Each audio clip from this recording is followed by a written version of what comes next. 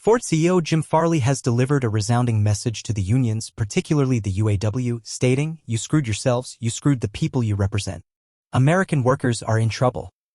It's worth noting that Ford has let go of over 15,000 employees in the past 6 months, with the majority of these layoffs occurring in the United States. Additionally, Ford recently shut down a factory in Germany and another in Spain, along with letting go of staff in Mexico.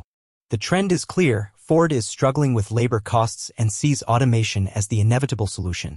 Farley suggests that once robots, like those potentially developed by Tesla, are ready, Ford will readily replace human workers who are now deemed too expensive. While Farley's stance may seem harsh, it reflects the economic reality facing the automotive industry. Farley's remarks signal a shift in Ford's relationship with the UAW. He hints at the possibility of relocating vehicle production to Mexico instead of the United States, a move that is already underway in some capacity.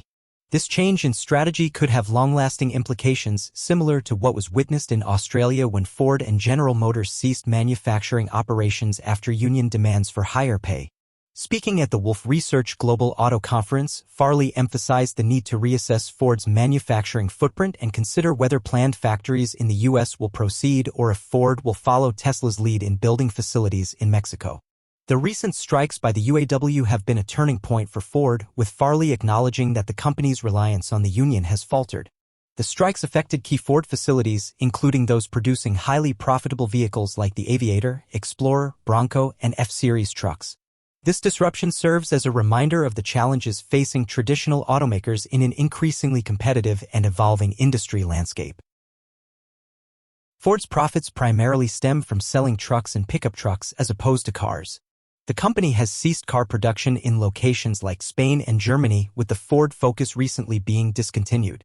SUVs and pickup trucks are the cornerstone of Ford's revenue stream, as emphasized by Bill Ford, who highlighted the detrimental impact of shutting down plants on tens of thousands of Americans, including workers, suppliers, and dealers.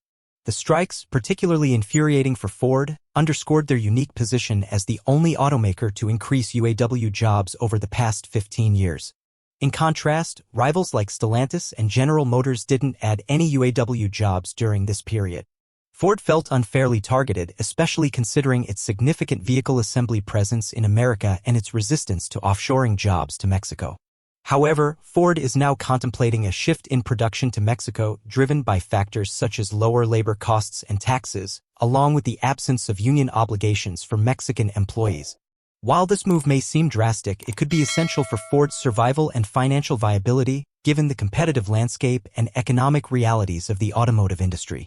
In conclusion, while the idea of moving production to Mexico may raise concerns, it could ultimately be a necessary step for Ford to remain competitive and avoid bankruptcy.